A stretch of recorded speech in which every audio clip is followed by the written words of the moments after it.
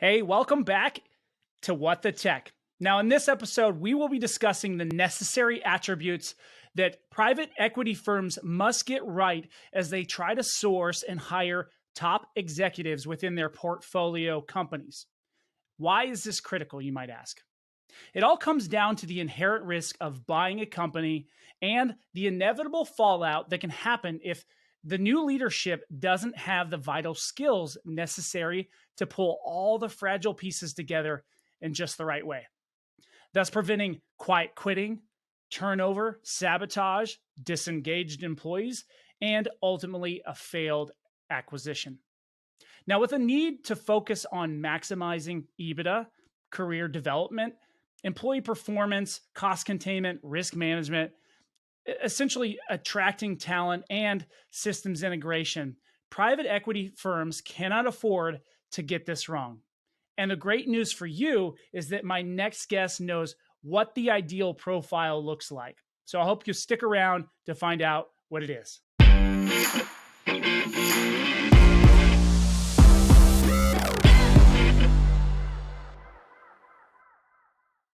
As a senior managing director at Auctus Search Partners and the former CEO of KLG Consultants, my next guest is well-versed in evaluating executive leadership within the private equity-owned company space.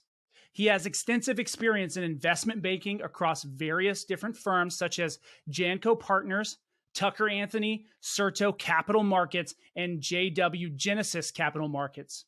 He is actually currently teaming with many private equity firms all over the US to help them assess their executive placement in ways that are securing their future by avoiding lesser known pitfalls.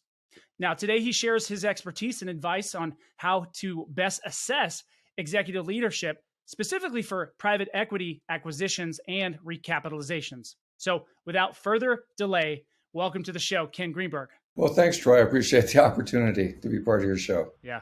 You and I have known each other for a long time now, and I've always kind of looked at you as a mentor, to be completely honest, in a lot of ways. And in my mind, this was kind of a long time coming for me to have you on here to talk about some of the things that you're not only an expert at, but you've taught me so much about over the years. But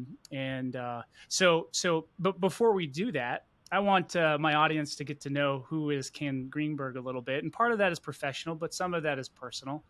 And so I wanted to take a moment to really maybe touch on something that's a little more personal about your background. And, one of the things you and I were talking about was that you kind of grew up playing lacrosse. And that just happens to be kind of a family trait. And so I was hoping you'd share a little bit about that because I thought it was really interesting. Well, sure. I can't say I was the greatest lacrosse player. I was a goalie. Actually started playing lacrosse amazingly in fourth grade, started as a goalie in ninth grade, played all the way through college and then 2 years after that. And it was a great experience, learned a lot, apply a lot of the things I learned playing goalie and lacrosse in my business career. What's interesting about this lineage is my younger daughter played lacrosse too. She started in ninth grade. She played on a couple of state championship teams, and then she went to college and played on an elite club team where they won 3 national championships. She was the starter for 2 of them, where she was the MVP, and she was a goalie as well. And the more interesting part of this whole story is, unbeknownst to her, years before she went to the college she went to, her cousin went there. He was a lacrosse player. He won a couple national championships club there. And then as a coach, he coached that same team later on to a national championship. And he was a goalie as well. So we have 3 goalies. The 2 younger ones, obviously at a much higher level than me, but goalie seems to run in the lineage for sure. In terms of what I think it brings to me in business is, to play goalie, you have to have 2 things that I think most people don't think about. One is focus, the ability to focus on the ball, not the players. And the 2 is almost a zen of the mind, the ability to calm the mind and be able to slow things down and evaluate things and know the right positioning for yourself and your players to be able to execute essentially 2 things. One, defending the shot, right? So you got to save the shot. And then 2, clearing the ball, which is almost like a quarterback position in football in terms of lining up the play to clear the ball, making sure you get the ball to the right place, and then letting your team take it down. So all those things come into play when you're talking about in a business, getting people on the same page, buying into the same goal and the same vision, and then executing the plays and also executing the long-term plan for the company. So hopefully that resonates a bit. Well, it's also one of the reasons why I've had a desire, not in every case, but I had a desire to hire athletes as a leader for many years, primarily is because of those things. They learn a lot of those imperative skills in team sports, especially that teach you a lot of the things that you really need in business, and certainly focus is one of those that it really resonates with me. The other one is grit. I mean, I think anytime you have yourself and you put yourself in a situation where you're going to go through some things, some pain to achieve your goals. I think it teaches you that the good things are worth waiting for, and secondly, that a lot of times it's going to take a little bit more than you ever really thought through to achieve those sorts of things. And I've played on good teams and I've played on bad teams, Ken. Yeah. So I've seen both sides of that coin. When you've got team, my last couple of years of high school, I played for a team that was so bad we didn't win one game. And you're familiar with Aurora Central High School. We didn't have a good program. Let's just put it that way at that inner city kind of school. But you mentioned that you'd actually previously went to Manual, which is a pretty rough school. Even back then, I think it's even rougher now, to say the least. So I think you understand what I'm saying. But I definitely appreciate that perspective as well. Yeah, absolutely. Grit. You learn grit. You learn how to persevere, especially if you play goalie and you let shots in. So you got to, have a memory. I heard this on a TV show. I think everyone knows the TV show, The Memory of a Goldfish, when someone scores on you.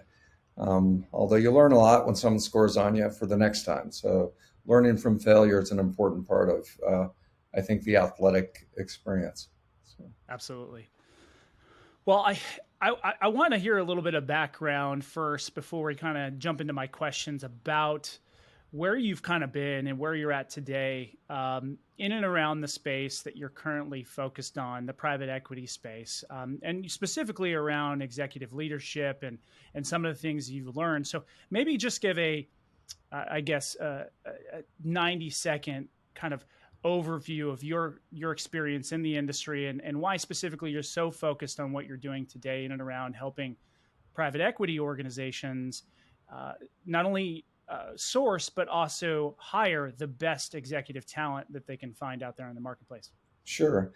Well, real briefly, I started in investment banking, then I morphed into a private equity professional myself, was part of 3 what are called unfunded equity sponsors, sat on 8 different boards of directors. And whether in investment banking or private equity, I witnessed something that was very interesting, which is the common denominator towards success in these companies was leadership.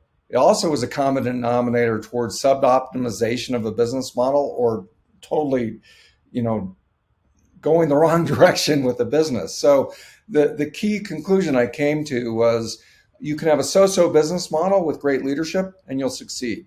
You can have a great business model with terrible leadership and it's not going to succeed. No matter how good the product is, no matter how good the business model is, with bad leadership, things are going to go the wrong direction. So about 12 years ago or so, I said, well, what does great leadership look like? What does that really mean? Everyone talks about it. So I started augmenting my education and started taking courses in leadership development and became so, good at understanding leadership that I started teaching it at the Denver Metro Chamber and also at the University of Denver at the graduate school. So then I said, well, how do we apply this to the private equity world? And it starts with the theme of leadership matters. And what does leadership matter to? It matters towards portfolio company performance. So then the question is, of course, well, what is leadership? What does great leadership look like? And that's what we apply in our leadership and executive recruiting model, is trying to find those folks who closely resemble the attributes of great leaders. Not because I say it, but frankly, because lots of empirical evidence by third parties over the years have determined that these are the characteristics that lead to great leadership. Not only how you and I might see it, but the followers inside these companies see it. So they're all rowing the same way towards the same goal and the same vision, and can help grow these businesses. So what's at stake if you get this wrong in your mind? What have you seen? Well, I think everything's at stake, especially where we play, which is primarily what they call the lower middle market. Lower middle market, from 10 million in revenues up to 200 million in revenues. Frequently, these are family-owned businesses or founder-owned businesses. And anytime you bring in new leadership as a new owner, everything's at stake. The entire company, it's a risky proposition. There's no foolproof way to bring in new leadership. When someone's grown a business over 10, 20, 30 years, they have family members, they have friends in there, and all of a sudden, as a new owner, you're going to bring in a new leader. There's no risk-free way of doing that. So there are ways to try and find the right types of leaders who can lower the risk of having your incumbent employee base and other leadership team spiral and go the wrong way on you, which means they can go competitors, they can take customers, they can sabotage, they can quiet quit, right? They can just sit there and not really work but collect a paycheck. And so finding those leaders who can avoid those outcomes as best as possible is absolutely critical to not only get to where you want to be growth-wise, growth in EBITDA, growth in top line, but also to eliminate the chance that in the first 6 months to a year, your company is going to spiral on you and go the wrong way. So what would be the typical process that, say, a private equity or venture capital firm, or really any of these organizations that would say, hey, I'm going to either buy a portion of the business, or I'm going to buy the business outright from, say, an owner or CEO. What would be the typical process they would go through in evaluating this? And how do you contrast that to the right process? Well, I can't speak to the transactional aspects. I can only speak to, picking the leaders. And so the first thing most firms are looking at is incumbents. Are they capable of leading that firm post-sale? And there's different philosophies there that we want to leave the incumbents in place because of the continuity with the incumbent team, and because they have a lot of institutional knowledge that we need to download. There's other folks who believe, no, once we buy that company from that owner-operator, we need to remove them as quickly as possible because they're disruptive. What I would say is disruptive owners who are no longer owners or only minority owners and they've been operators, if you find the right executive to bring in to complement them, you can avoid some of the pitfalls, if you will, of the incumbents acting out in pathologies that, we can walk through those if you'd like, but there's lots of different ways that incumbents, not only owners, but other incumbents who've been at the business for, 5, 10, 20, 30 years, act out emotionally because of the change that occurs and a change of control and bringing in new leadership. So what kind of trends are you seeing, you personally seeing in either, bringing in just new leadership to supplement that, or specifically trying to retain the current, owner per se, for a period of time as the transition happens? Like what are you typically seeing? You mentioned there was a couple of different ways, but like what is more typical, and are there any trends towards a new way of doing things or thinking? Yeah, so the trends I can speak to are only within our client base, right? And so we're seeing more folks who sort of buy into this idea that you want to, if possible, keep that incumbent leadership team in place for a period of time for a couple of reasons. One, continuity purposes. Two, downloading what they have in their head as institutional knowledge and institutionalizing that, or making it corporate knowledge. And that takes time. And also taking their relationships. A lot of time, these owner operators and the leadership teams own the relationships with the end customers. And so moving those relationships to new leadership takes time, and it's a delicate process. And so we're seeing more and more folks who want to try and keep the incumbents in place for some period of time and utilize new executives as coaches and mentors and folks who can start to professionalize the business, but do it in an evolutionary way and not necessarily in a revolutionary way. Right. Because the downside to that you already mentioned a few of them, the quiet quitting and, people getting disengaged and then taking additional intellectual property with them somewhere else where, obviously you're losing productivity and so many things from that. So we've talked a little bit about the pitfalls. What, from your perspective are some of the measurements, both pre and post acquisition that an organization can do, say the private equity firm can implement or try to do before and after, that would prevent these sorts of things? Like what kind of logic do you typically walk your clients through to make sure that you're most effective in that? So sides? A great question. So I think, first of all, a private equity firm has to buy into this concept that leadership matters and soft skills matter. Okay. And so what type of leadership matters? You have to understand that every time there's an acquisition that occurs, be it the first foundational acquisition or the add-on acquisitions, that's a change event. And so you have to look for executives who understand change management and understand the emotional intelligence that's required. That's number one. Number two, I think you have to find executives, if you're bringing in new executives, who understand how to build trusting relationships quickly with the incumbents. And I would break out, not because I think this, but a lot of third-party experts say trust is broken into two pieces. One is trust and intent. The other is trust and competency. So we would advocate that you assess new leaders and frankly incumbent leaders in their ability to create a trust and intent, which has to do with alignment of interest. So alignment of interest means that they get to know the employee base really well on a personal level, understand what's important to them, and align the interests of the growth of the company to the growth of that individual employee or other C-level individual. The other piece of it in terms of change management is understand that whether or not you believe it, there's a new vision for the company.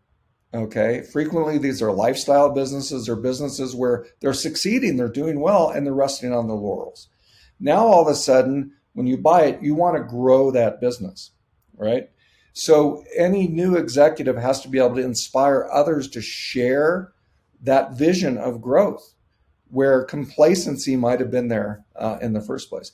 And that means that they have to inspire, not be an authoritarian, if you will, and force people. You can't force people to buy into a vision of growth. And that goes back to frequently aligning interests. So aligning the interests of people growing personally with the growth of the business and what it means for them. And the other piece there is looking for executives who know how to tie a higher purpose for the business to what they do. Okay, and so a higher purpose just means being able to get everyone to understand that they are serving the end market, they're serving the clients, they're serving the customers, and get everyone to buy into it and believe it. And that's a constant exercise of getting folks to buy into what they do for their end markets, their customers, and their clients. And that's a change, and it takes time, and it takes an empathetic executive and one who's willing to communicate with individuals and with groups on an ongoing basis. For organizations that have fallen, whether it's for lifestyle business purposes or whatnot, kind of stagnant, which you often see in these, family-owned businesses and things like that. It's just kind of status quo every single day. And you try to flip that switch for growth, expansion, a lot of those things. What is typically kind of the methodology that a good leader would take to that approach, as far as like what's good attrition and maybe what's bad attrition, like because turnover is a symptom, as I've heard you mention before. What in your mind looks good in a company over time? Well, I look in terms of the first acquisition, foundational acquisition. Certainly, some research by both if you're bringing in a new executive and your deal team on who maybe is not going to be coachable, who can't grow, and find out ways to perhaps exit them from the business as part of the acquisition. And again, that's up to the private equity firm to figure out how to do that. We don't get involved in that, but certainly identifying those folks who might not be capable of growing or maybe even changing what they do inside the business. Collins says in his book, Good to Great, you got to put the right people in the right seats, right? So evaluating if people inside of these closely held businesses, family businesses, are doing what they're best suited to is really important. And then finding the right executive who can come in and work with folks to say, hey, maybe you're not suited to be as an example, the CFO. That, the owner gave that to you. Maybe you're better in sales, or maybe you're better in engineering, or whatever the case may be, and helping move those people where their strengths can add the most value to the company. But that takes a really empathetic individual who can help evolve people and get them through. And I'm going to say something now that some people don't understand. But when you buy a company, there is this change management process we talked about. But what does that look like emotionally? What are the quote unquote pathologies that you see? You see fear, which is understandable, but there's also something most people miss, which is grieving. Believe it or not, the incumbents grieve when there's a change that occurs. They may not even know that they're grieving. So I think it takes an executive to help them understand those emotions of grief, getting past that grief and buying into that new vision for the business and perhaps for themselves in terms of what they do for the business. And that's frequently one-on-one conversations. And so the executive has to be willing to take the time.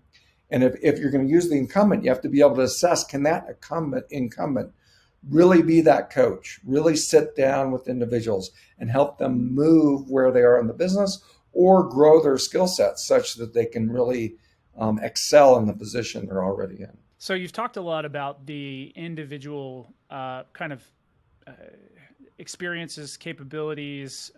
You mentioned EQ, ego, and a few other things. So outside of that, practically, what does that look like? What does it look like to take somebody who's, say, grieving over the loss of, potentially what they thought was a company that they were in love with, now kind of dying to itself to be reborn. What does that look like for a good leader to kind of step in and do that? You mentioned a few things, but I'd like to maybe go a second or third level deep on that.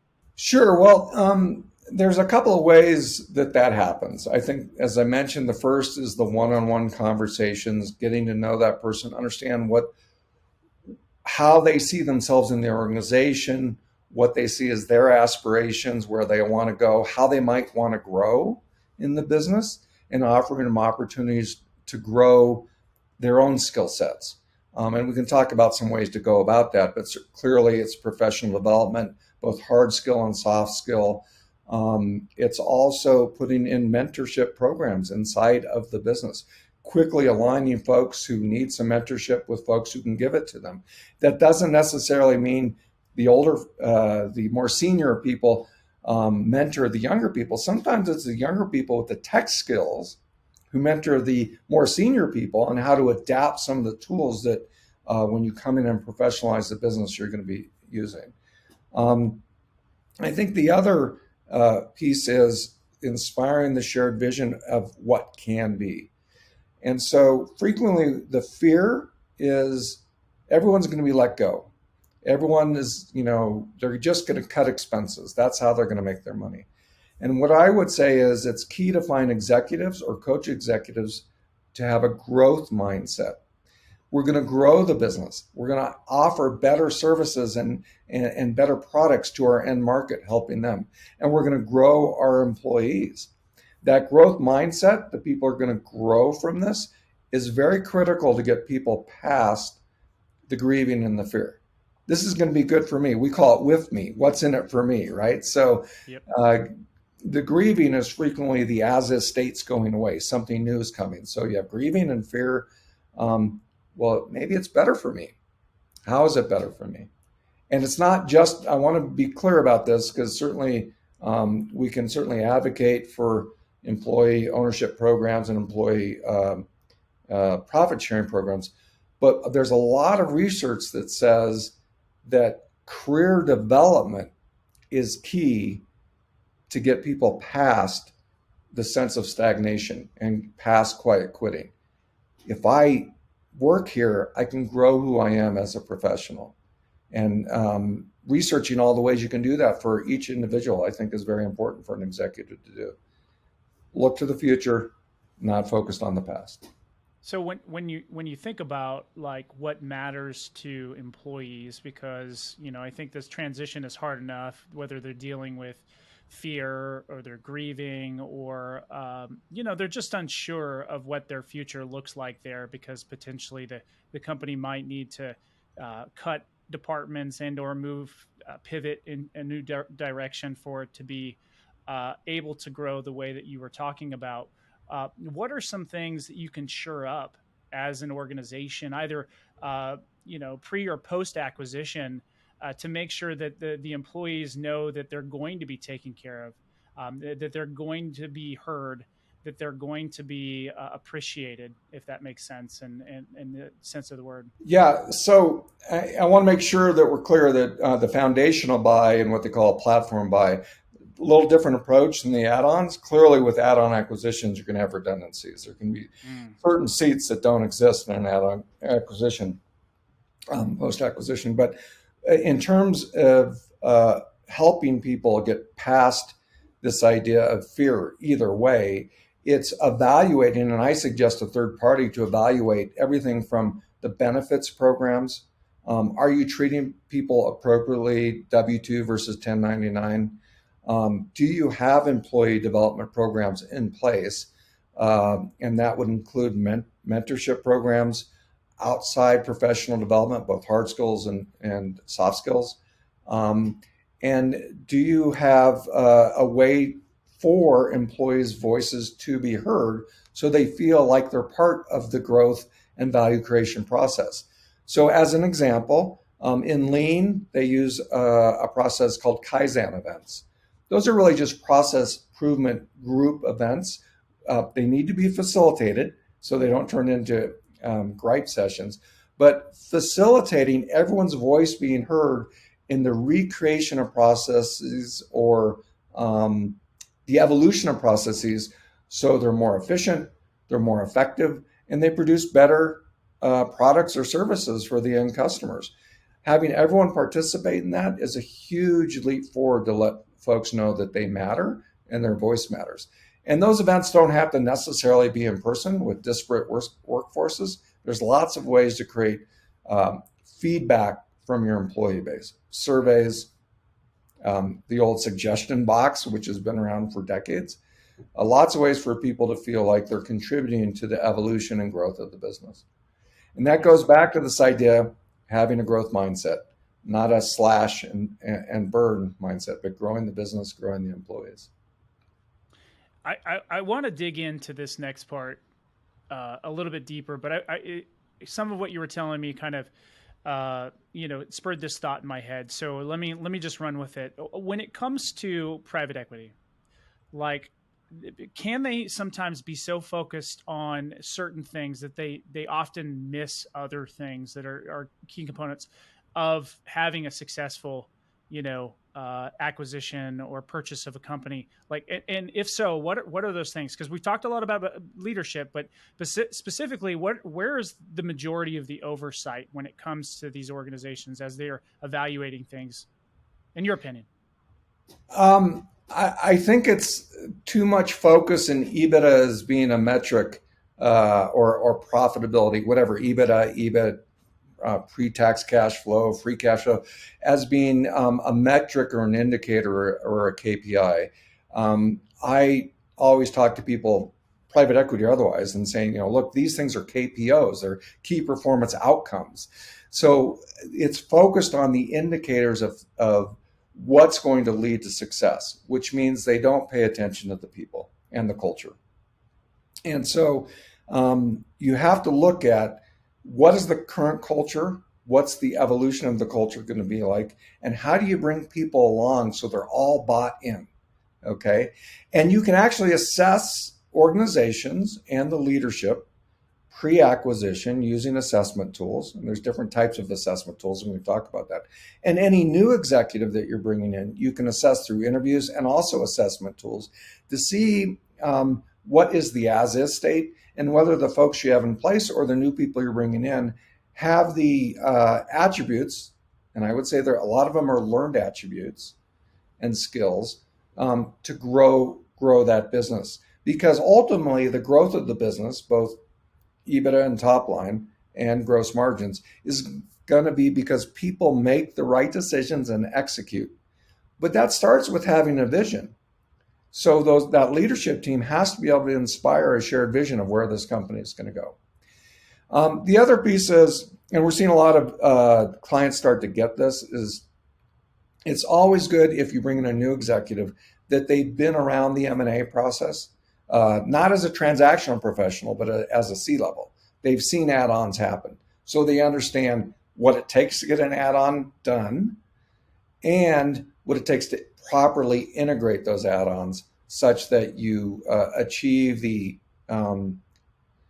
what you expected, the expected outcome in terms of accretive EBITDA. So that's a technical and an experience skill set that I think folks sometimes overlook. We're seeing more and more clients who are getting it, that if they've been around an M&A event at the C-level, again, not as a transactional professional, that's very helpful.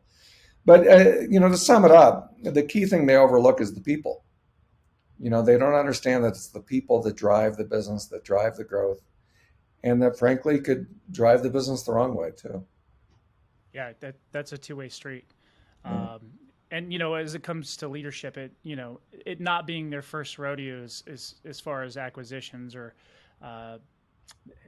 any sort of, private equity exchange would make a lot of sense. And so I'm sure that you've got a pretty good bank of people that you've helped place over the years. So let's talk about kind of your assessment process that you run these executives through and why it's more effective than, potentially calling a buddy who you've used before. And maybe kind of align that with the current state of business, because I would say that how we do things today is very different than how things were done 10, 15, 20 years ago. So maybe contrast that a little bit as well. Yeah, so there's a number of ways to assess C-levels or executives, CEOs, COOs, okay? And so you have to understand, I think you have to come at it from a belief that soft skills and technical or hard skills matter. And so what we're looking for, and we have a scorecard for this. On the soft skill side, we're looking for that high EQ, low ego, okay? We're looking for the ability to coach and mentor. We're looking at the ability to cross-communicate across all levels of the organization, so they're not always speaking in industry jargon.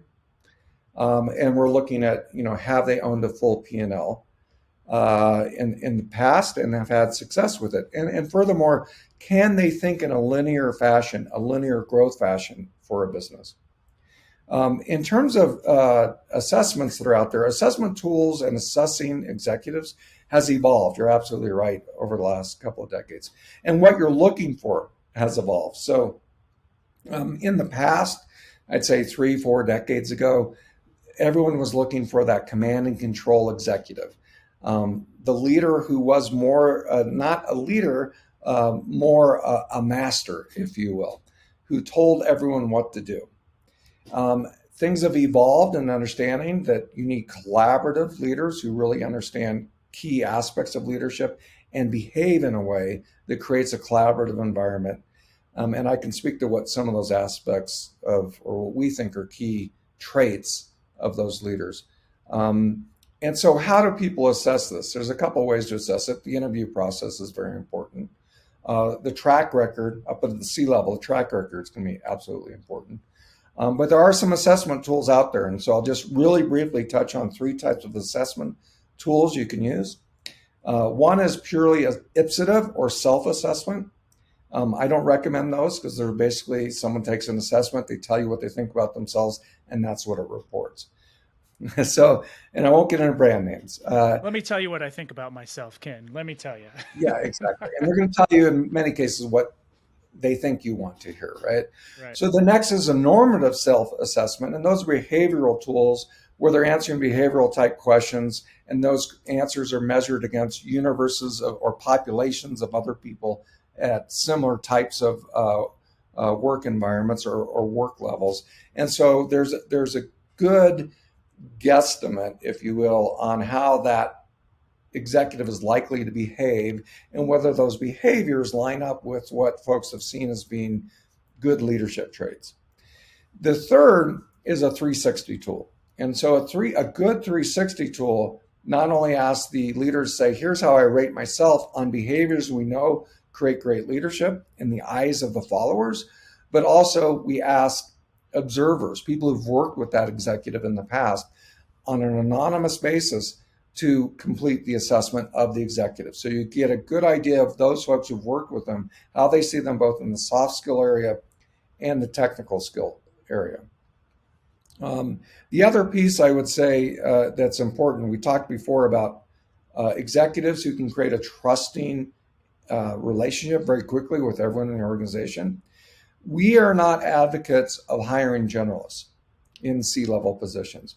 We're big advocates in hiring domain experts, people who know industries really, really well and who are known really, really well in that industry.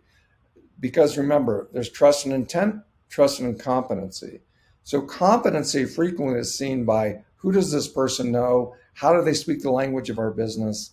Where have they been? And this is a colloquialism, but sharing war stories. Do you remember 5 years ago when so-and-so did this and that and went out of business or grew like lightning and was sold for an incredible multiple? Or did you know so-and-so, they were at the last industry convention and here's what happened with their business? That type of industry knowledge, very specific to where a private equity firm is buying a company, is extremely important. So you can interview for that, frankly. You can interview if that industry expertise is there. And we do see private equity firms and frankly other recruiting firms who still believe in this best athlete model, who they will pick someone from another industry and move them into a new industry. We don't think that's optimum. We think you should assess for domain expertise specific to the business that either you own or you're going to own. So,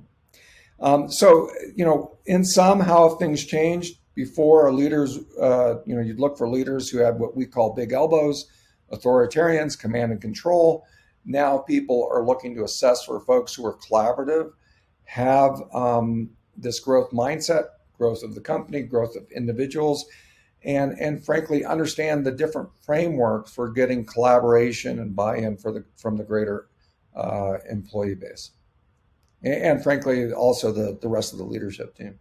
So when you look at this and we assess these things, I don't mean to be ethereal with it, but like if we were to look at analytics on and be able to measure these types of leaders, what would you say would be the difference in potentially the opportunity to make sure that you're placing the right leader? And it's not pass or fail necessarily, because you may be able to pick the best athlete and still pass, but when you've got the right player in the right position, having the right conversations, doing the right things, they've got the respect from their colleagues there within the organization, they've got all the things running in the right direction. I can only imagine that the ROI on that would be very strong, right? And so do you have any case examples or stories that you could share where, hey, this is specifically, maybe they went through a bad leader. They maybe self-selected somebody. It was running really poorly. They worked with you through this process, and now things are well on the right path. So, like, do you have any examples of situations like that? Yeah. Well, let's back up for a second and let's talk about evaluating what the characteristics or the skill sets a leader Okay. should have. And this is not me speaking. This comes from Kouzes and Posner, who 35 years of evidence shows that these five characteristics and skill sets from a soft skill standpoint are very important. And then we'll talk about a case study. So the first is model the way. So what is model the way? It's really simply, example is leadership. So you want to be looking for leaders who live out daily what they expect from others inside the business in terms of how they behave, the values that they have, so on and so forth. The other is what I've been mentioning is inspire a shared vision. So inspiring a shared vision is a requirement for executives to get others to buy into where the company is going. We talked a little bit about that before, the ability to align interests, the individual interests with the interests of the future of the company. The third is, and this is going to be probably news to people, is challenge the process. So what is challenge the process? It can be anything from Kaizen events, an innovation framework, but bringing people in around the table so they can debate and come up with solutions to make the company better, make the products and the services better. Very important. Enabling others to act. We've talked a little bit about having mentor programs, professional development in place, things like that, and encourage the heart. Encourage the heart. People talk about, what do feelings have to do with it? Well, feelings have a lot to do with how hard people work, how much they're bought into the business, how much they're bought into where the business is going, and keeping them from checking out. So let's talk about an actual case study. It's in our brochure. We had a leader who came from, admittedly, adjacent to the industry in question, BPOs for financial services, but understood the pain points of the end market, of what they were, commercial banking enterprises, what they were having problems with in terms of their outsourced services. So he was able, and very, very humble leader, very successful, but very humble. He was able to come up with a straight line thesis of growth to bring together BPOs, business process outsourcing companies, to ultimately, what was that higher purpose? To better serve the end market, the financial services market, with a better all-inclusive offering of outsourced services so they could deliver better to their end clients, their banking customers. So what's the end outcome there that matters, right, in terms of outcomes? Started with a first buy of around $5 million in EBITDA. They were able, over about a 4-year period, to grow that to a run rate of around 20 million in EBITDA through add-on acquisitions, and not only through scale, but also through, quote unquote, synergies and evolving those businesses to offer better services to the end markets, the commercial banks, so they could better serve their end customers. That's a great story. And it starts with a great leader who has a vision to better serve the end market, but understands what it takes to buy and integrate companies, and comes at it from a humble perspective that bringing great people around him is very important, and then helping grow those people so they grow the business. So, I think the outcome anyone would be happy with, 5 million to 20 million in EBITDA over about a 4-year period.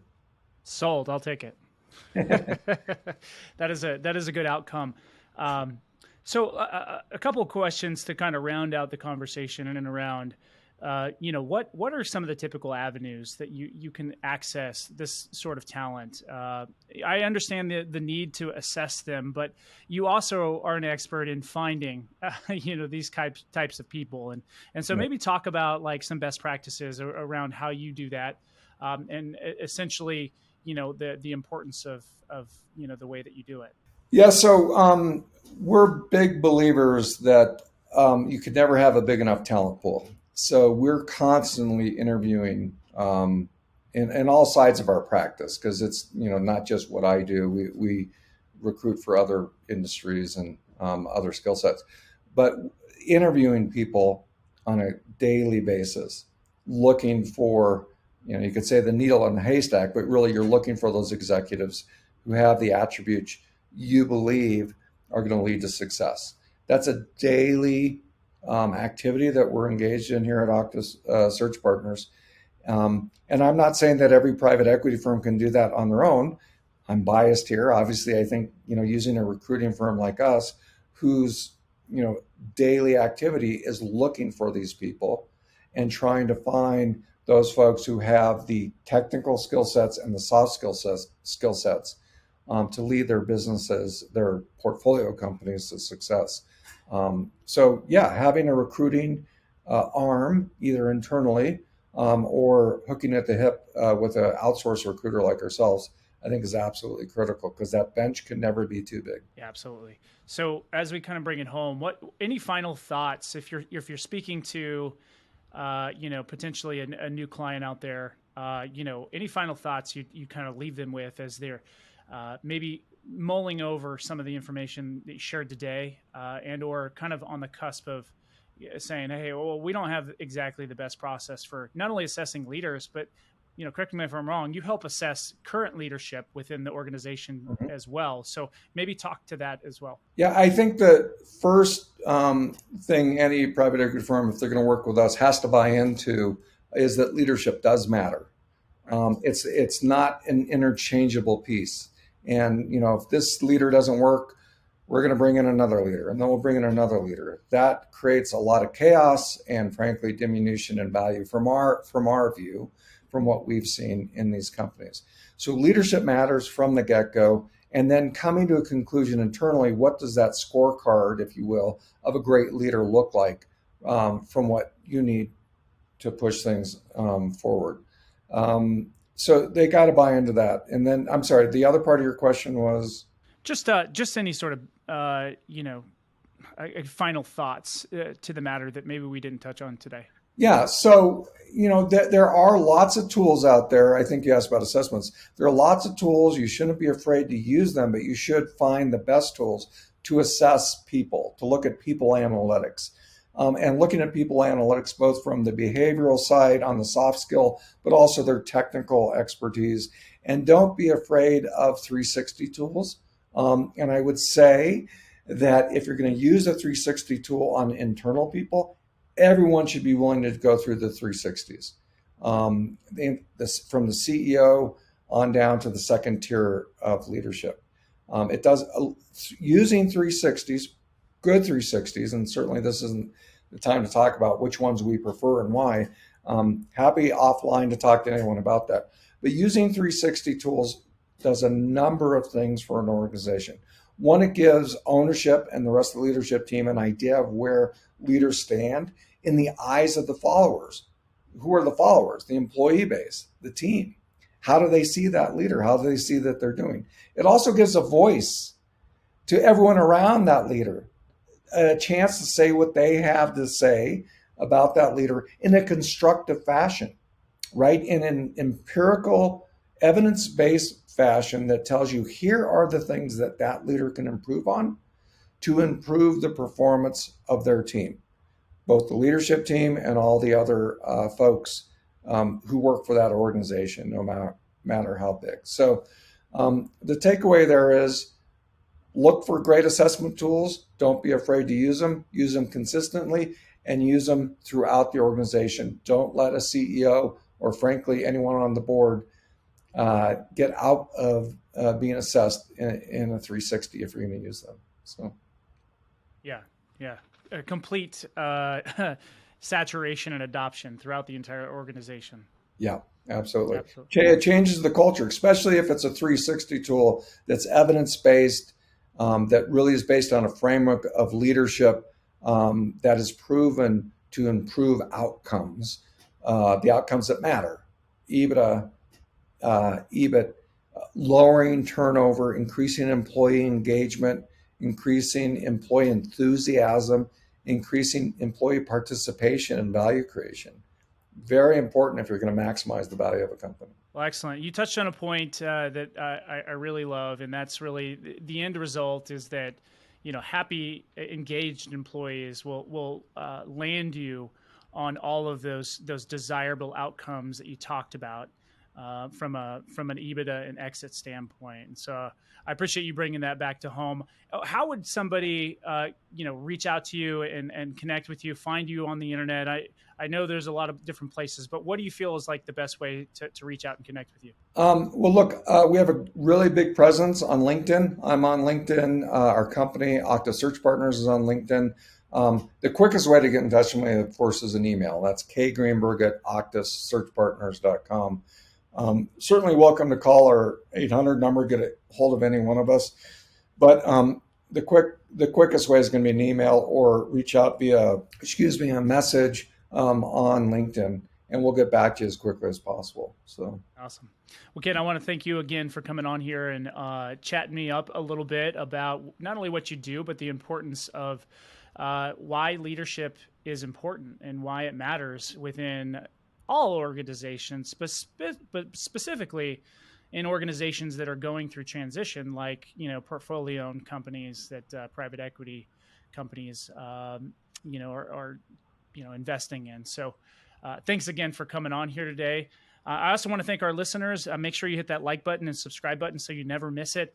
We just hit almost 100,000 downloads since December, which is fantastic. So I want to thank everybody who supported me through that, and looking forward to seeing you next week. Thanks for listening to the What the Tech podcast.